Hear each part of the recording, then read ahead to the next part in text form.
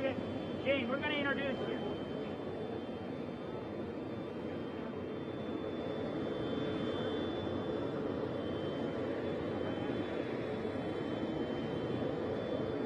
We'll wait and see if they shut down.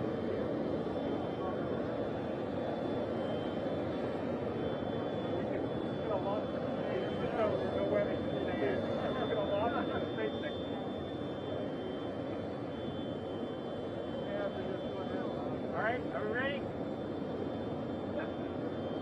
All right. All right, can y'all hear me over the jet? Awesome. Welcome to the Kennedy Space Center. How great is it to have the Crew-2 crew here for the third launch of humans to space in less than a year? I mean, what an exciting time for our nation's human spaceflight program. Put these guys in that Crew Dragon on a Falcon 9. And this is really cool. The Crew Dragon that they are flying on is the same one that flew Bob and Doug. So Megan gets to fly on the same vehicle that Bob flew on last May. And this rocket that they're riding on, the Falcon 9, it's the same Falcon 9 that took the Crew-1 to orbit that we're going to bring home here at the end of the month. So just absolutely an amazing time. Guys, it's great to have you here. It must be getting real, huh? Getting ready to launch. All right, with that, it's my pleasure to introduce our acting administrator, Steve Jerzik. Steve? Hey, thank you, Bob. And first, I want to welcome our astronauts, Shane, Megan, Aki, and Thomas. I know they're ready because they told us they were ready at yesterday's flight readiness review. So welcome, guys, gals. And yeah, we're going to do the third crew launch to the ISS this year. Thursday, April 22nd, next Thursday, on NASA and SpaceX's Crew Dragon Falcon 9. I've been with NASA a long time. They always put this in my remarks to remind me I'm old, but I've been with NASA 32 years, and it's been an amazing career. And it always never ceases to amaze me the talent, dedication, and bravery of our astronauts and our foreign partner astronauts. So thank you guys for what you do for NASA and the nation and the world.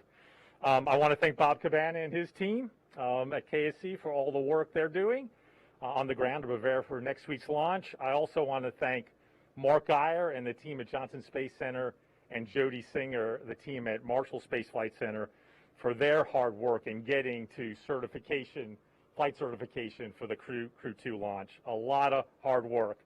And of course, I want to thank SpaceX and the SpaceX team. They have been incredible partners for enabling NASA's vision for commercial spaceflight, and very importantly, getting astronauts to and from the ISS safely and effectively. Crew-2, again, marks the third crewed commercial spaceflight mission to the ISS, but there's a whole lot of firsts with this mission, some of which Bob has already mentioned. For Crew Dragon and Falcon 9 for this mission, like Bob mentioned, Crew Dragon Endeavour flew on the historic Demo 2 mission less than a year ago today. And the Falcon 9 flew the Crew-1 astronauts to ISS this past November.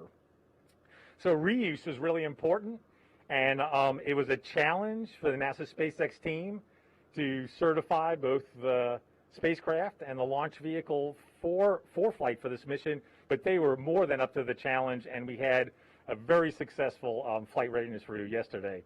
It's the first commercial mission flying two of our international partners to the station and returning them home.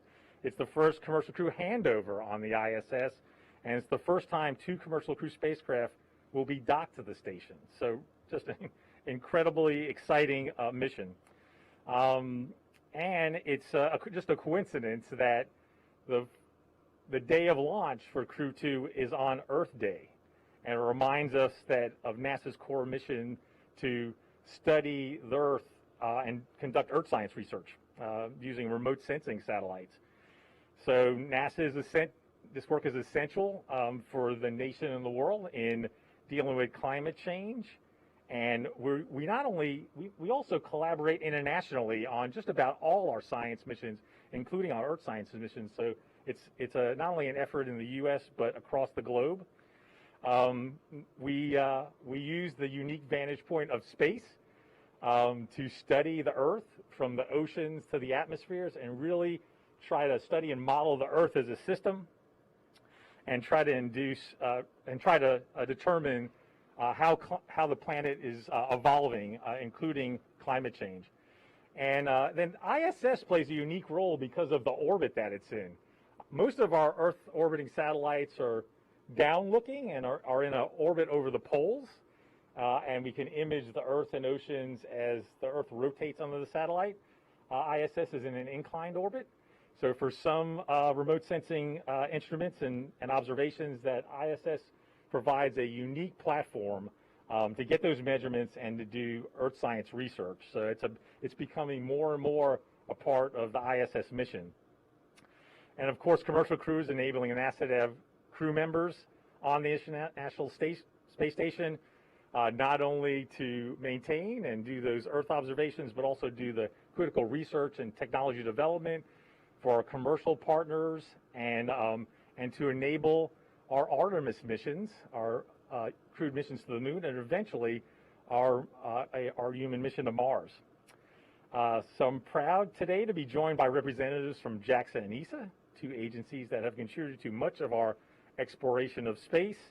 So I want a thank you to Junichi Sakai, manager of the ISS program at JAXA, and Frank Davina, manager of the ISS program at ESA. And now I'd like to hand it over to Frank. Thank you very much, Steve. Good afternoon, everybody. I would like to start by saying that, of course, ESA is very happy and very grateful that we can stay here and see that Thomas will be our first ESA astronaut to fly on the U.S. commercial crew vehicle. I would like to thank all the partners that made this possible, NASA, of course, but also SpaceX and all the other partners from the International Space Station, because this is, of course, only possible when we all continue to work together. It's a number of firsts, as Steve mentioned. It's also the first for us, of course, to fly an ESA astronaut on a Crew Dragon vehicle. Our team has worked alongside the NASA teams and the SpaceX teams to make sure that we can do this in all safety. And as Steve mentioned yesterday, we had a very successful FRR, so we are ready to fly and we are ready to go. It's also important for us that we see that with the commercial crew, we will now have 4 USOS astronauts on orbit, not only with this flight. It started, of course, with Crew-1, but Crew-2, and also with the coming flights that will come up, because that significantly increases the time for utilization in the European, ISS. And of course, utilization is for ESA one of the main drivers why we fly and why we participate in the International Space Station. So thanks to all these crew members now, and we will not only have 4, we will have 5, because we launched just a couple of days ago also on the Soyuz. We will have 5 USOS crew members, so we will have plenty of time to do science on board of the space station. Last but not least, this is a flight in a number of series. Thomas will be the first one, but Matthias Maurer will fly already in fall this year, and after Matthias we will have Samantha flying as well. So for the first time, 3 flights in a row for a year and a half, we will have European astronauts on board of the International Space Station. So that also shows that ESA is growing and is continuing to invest more in exploration and in human spaceflight, which is great alongside with our other partners. We will also see the MLM launch during this flight with our Russian colleagues, and on board of that we will have the European robotic arm, something that we have been looking very much forward for to have on orbit, and Thomas will also be involved in the first checkouts of the European robotic arm, Thomas, so great for that. And so last but not least, at the end of the mission, Thomas will be the commander to receive also Matthias, and that's for Europe is a big sign that we will have a European commander together with 2 European astronauts on the International Space Station. So once again, folks, congratulations. I see that you're ready. I see that you're happy to fly. I was there many years ago in your position. I I would prefer to be in your position than standing here, to be very honest, but I know that Thomas never wants that, so unfortunately.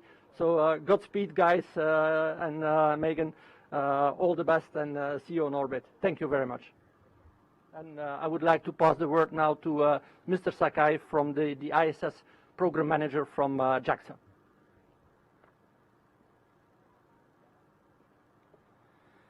Thank you, Frank.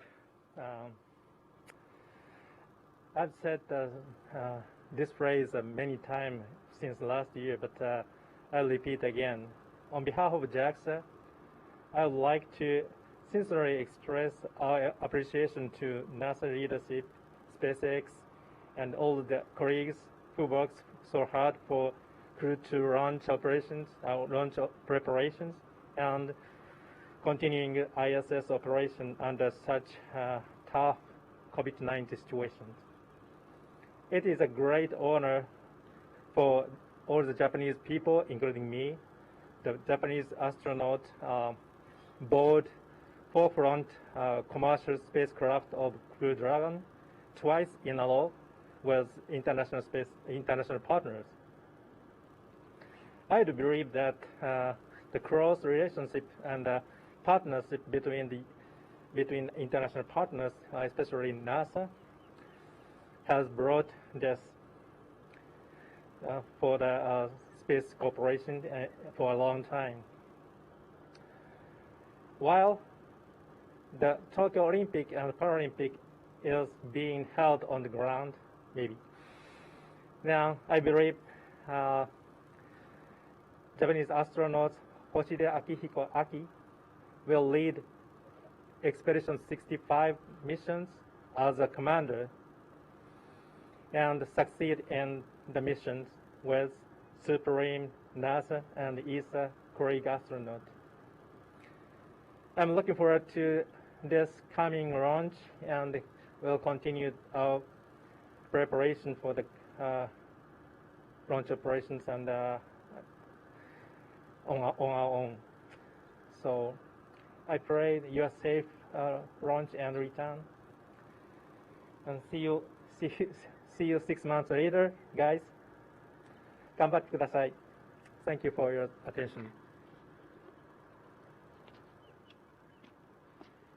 All right, now the real reason you're here. As the ladder was coming down, Frank and I were talking, and Frank said, you know, when the plane lands at the launch site, that's when you realize it's getting real. And it's certainly getting real for this crew. And it's my extreme pleasure to introduce to you the commander who's going to introduce the rest of his crew, Colonel Shane Kimbrough, Commander, Crew-2.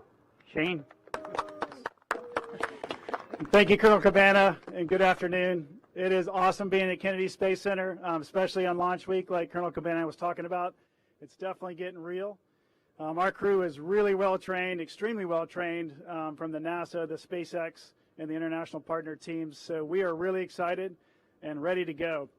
I'm going to introduce to you one of my crewmates, the only one of our crew that's wearing a Mach 26 patch, and that's our pilot, Megan MacArthur. Thanks, Shane. It's great to see everybody here. It's really great to be here. We come in on the plane over here, and we got to fly by the pad and see our rocket getting ready to go, and it's just an amazing feeling. I've gotten to do that before, and there's nothing like it when you look out the window and see a spaceship getting prepared and realize that you're going to be riding on it in a few days. So it really is a wonderful feeling, and I just want to take a moment to thank the people that get us here, that get us ready, and that get all of this ready to make it happen. It's a huge number of people. And I just really want to take every opportunity to say thank you, because we know how much work it takes to get here, and we really appreciate it. And that includes our families, of course, sacrificing along the way as we prepare. So just want to take a moment to thank everyone.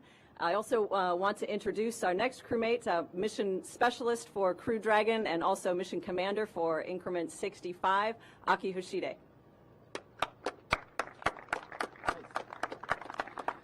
Thank you, Megan, and thank you, everyone. It's an honor to be here today, and it's a very exciting moment for us. We know that a lot of effort came in to prepare the capsule, the rocket, and preparing us in training, and we all thank everyone for that. and it's an honor to be part of this team. Looking forward to a great flight and a great mission. And I'd like to continue in Japanese. 日本の皆さん、こんにちは。今日、ここケネディ宇宙センターに来られて非常に嬉しく思います。これまで、クルードラゴンのカプセル、ロケット、そして我々を訓練して、準備してくれた多くの皆さんに感謝申し上げます。打ち上げを、そしてミッションを楽しみにしております。頑張ってきます。All right, with that, I'm going to introduce the one and only Thomas Pesquet, Mission Specialist and ESA astronaut.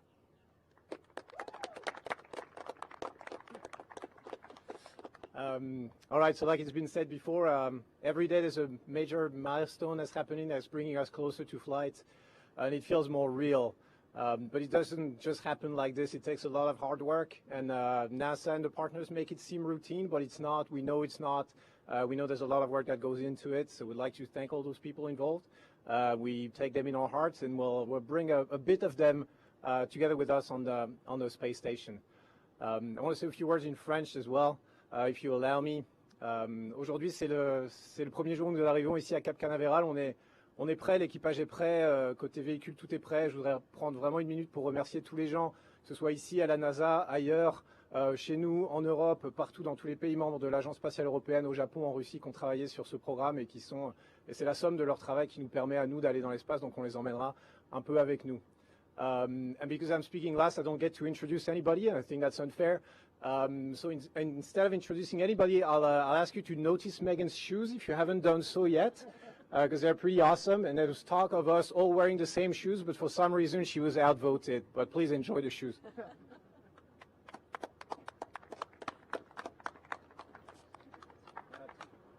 Okay, hey, I'm Kyle Herring with NASA Public Affairs here at the Kennedy Space Center. We only have about 10 minutes with this crew. Based on the launch time, you guys can probably imagine they're going to be doing some pretty significant sleep shifting, and their bedtime, I think, is about 6 p.m., and they've got a bunch of stuff to do before that. So if you don't mind, ask one question, and we'll see how many we can get through before I run out of time, and we'll start with you, Marcia. Go ahead. Marcia Dunn, Associated Press for Commander Kimbrough, probably. This still feels new, SpaceX crew flights. There's only been 2. Do you see this as a test flight in part, at least for your crew? Do you feel like test pilots, and especially considering that the first time that reused rockets and capsules will be used for the astronauts? Thanks. Yeah, we're excited. Thanks, Marcia. We're excited to fly on these flight-proven vehicles that you mentioned. Certainly I think all of them, until we get several years under our belt, should be considered test flights, to answer your question. So we're very confident in the team that's got us ready, that are working on the vehicles. We don't have any issues with that, and we're ready to fly here in like about 5.5 days, I think, now. So thanks. Hi, I'm Tetsuro Soe from NHK, Japan Broadcasting Corporation, and this question is for Aki Hoshide, and allow me to ask a question in Japanese. 新しい宇宙船、そして新しい宇宙船でですね、また非常に多様なクルーを率いるコマンダーという立場になりますが、今回のフライト、何を楽しみにされているでしょうか。それと予定通り行けばですね、オリンピックを宇宙から見ることになるかと思うんですけれども、それについて今どんなふうなお気持ちでいらっしゃるかお知らせください。はい、ありがとうございます。そうですね、多国籍のクルーを率いる形になりますけれども、皆さん非常に訓練もしっかりされていて、経験豊富なクルーに恵まれたと思っています。なので、コマンダーとしてはですね、しっかりチームをまとめて、地上のチームと一体となって、スクラムを組んでですね、ミッションに臨みたいというふうに思っております。それからオリンピック・パラリンピックの期間に軌道上にいるということなので、軌道上からすべてのアスリートに声援を送り、そして軌道上では軌道上でオリンピックをしたいというふうに思っております。Do you mind repeat that in English? In English, okay. Let's see. What was that?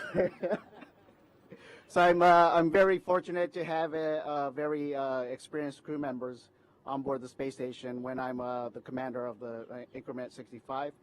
And it's going to be a lot of fun. We're going to have a great mission, I'm sure about that. And in terms of Olympics and the Special Olympics, we'll be up there during that time frame. So we'll enjoy and root for every single athlete that competes in that, and we'll have our own Olympics on board. Thank you. Hi, Stephen Clark from Spaceflight Now. My question is for Megan MacArthur. This will be your first trip to the International Space Station, your first flight in over a decade, and a new type of rocket, a new type of spacecraft. What about all that excites you most, and what are you most looking forward to? Well, the whole thing, of course, is exciting. Getting to fly on a new vehicle, getting to stay in space long duration is something obviously completely new for me. I think it's going to be like the difference between visiting a country for a business trip and then maybe moving there, longer term. So I'm looking forward to seeing what those differences are. And I'm very lucky to have 3 very experienced crewmates, actually probably 5 very experienced crewmates who are going to really be able to show me the ropes. So I think it's going to be a lot of fun, and I just am really looking forward to the whole experience getting started. Thanks.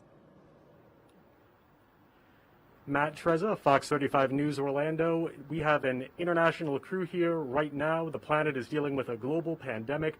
What's it been like preparing and training for this mission under these circumstances, under these conditions, and has it played into your training at all? Hey, thanks for the question. It's definitely played into our training, as you might imagine. It's really a testament to the training teams at all the centers around the world that have adapted and been able to train us. Even just getting travel between the different countries has been a challenge, but it's all worked out. And we've been very blessed to I've spent a lot of time with these folks behind me, and we've gotten to be really, really good friends, which is only going to play out further on the space station. And that's really only because of the pandemic. So there's some silver linings, believe it or not, to it, and we saw that through our training. So the training didn't miss a beat. Honestly, we had to make some adjustments, but the teams did a fabulous job getting us ready to go. Hi, Irene Klotz with Aviation Week in Space Technology for Shane. If plans hold, you're going to be on board when SpaceX flies a private mission. Did you have any special training to accommodate not just 1 but 4 guests? And do you have any concerns about that many non-professional astronauts being on the station so early in the program? Thanks. Yeah, we didn't get any special training. Of course, we know that Inspiration 4 missions is really exciting, and it's going to come up hopefully in the fall.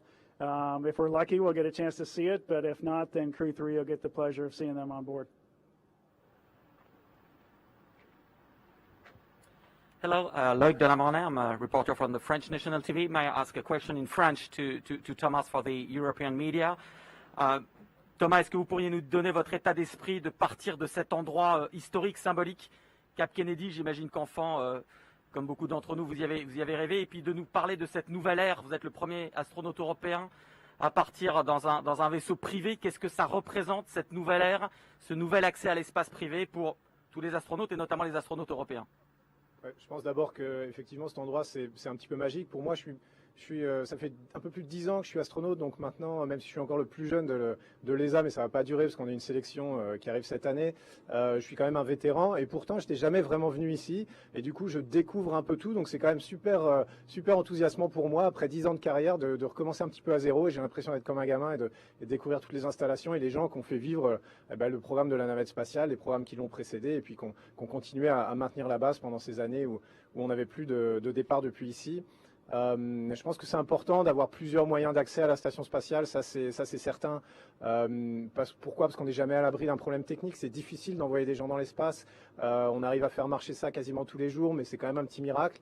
Donc c'est important d'avoir une redondance et d'avoir, si jamais ça devait se passer mal d'un côté, pour la route de l'Est, celle du Soyouz que j'ai empruntée la dernière fois, d'avoir une route à l'Ouest pour rejoindre la station, ça c'est important. Ce que ça veut dire aussi, c'est que maintenant, c'est une nouvelle époque, comme vous l'avez dit, pour les vols habités. On n'a jamais eu autant de véhicules qu'en ce moment, parce qu'on en a 3 ou 4 aux États-Unis, chez nos collègues chinois, chez les Russes, les Indiens ont leur programme. Il y a beaucoup de nations qui veulent aller dans l'espace. On veut aller plus loin, on veut dépasser l'orbite basse terrestre.